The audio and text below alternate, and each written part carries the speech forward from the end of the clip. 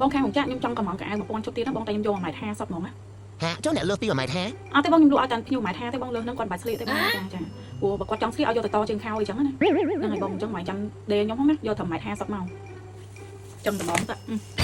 សំណួរដែលខ្ញុំជួបជាប្រចាំថ្ងៃគឺថាអូន1.45ស៊ីបានអត់1.50ស៊ីបានអត់ស្លៀកបានប៉ុន្តែគាត់ថាអូសដីអីចឹងបងណាបើអត់ចង់អូសដីទេតតែបងយកទៅកាត់ជើងខោហើយបើសួរថាអូនបើកាត់ជើងខោបងអត់យកទេព្រោះកាត់ជើងខោផ្លាស្អាតអូយបងសម្លាញ់អើយគេខ្លាចតជើងតែបន្តអត់កើតបើថាកាត់គេកាត់ដល់ណាក៏កាត់កើតដែរចង់និយាយចឹងណាក៏ឲ្យទិញខោខ្ញុំឲ្យយកទៅតជើងអាហ្នឹងគាត់ថាมันពិបាកចាឥឡូវខ្ញុំតម្រូវតាមភ្ញៀវខ្ពស់ដែរឬក៏ខ្ញុំត្រូវកាត់ជើងខោទាំងអស់នឹងត្រឹម1.50ទុកឲ្យភ្ញៀវ1.50ស្លៀកអ្នកខ្ពស់មិនបាច់ស្លៀកនេះព្រោះសម្រងខោគេអត់ដែរដេមកត្រឹម1.50ទេបងបើដេត្រឹម1.50គ្នាលើសនោះស្លៀកមិនត្រូវណាបងណាអ្នកលើសនោះតយកទៅតជើងខោណាយកតជើងខោវាហៅថាវេទនាជាងកាត់ជើងខោទេមែនទេបងបងឲ្យបានគេសុខចិត្តឲ្យធំបងយកទៅបញ្ចូលបានត្រូវទេសុខចិត្តឲ្យហៀជើងបងយកទៅបញ្ចូលបានប៉ុន្តែបើឲ្យបានហ្នឹងខោគឺចាប់ហ្មងចាប់ដោយបរិបូរបងស្លៀកអត់កើតបរោចង់និយាយចឹងមិនតែខ្ញុំទេបងស្វែងរកទៅគ្រប់ពេកទាំងអស់វាដៃមានអីវ៉ាន់ខ្នាតប៉ុណ្្នឹងទេអញ្ចឹងអ្នកខ្ពស់ស្លៀកអត់កើតធម្មតាអ្នកលក់នេះលក់តម្រូវអ្នកខ្ពស់ផងលក់តម្រូវអ្នកទាបផងអ្នកខ្ពស់នេះយកទៅស្លៀកបានអ្នកទាបអាចយកទៅកាត់ជើងខោតិចតួចស្លៀកបានហើយបើ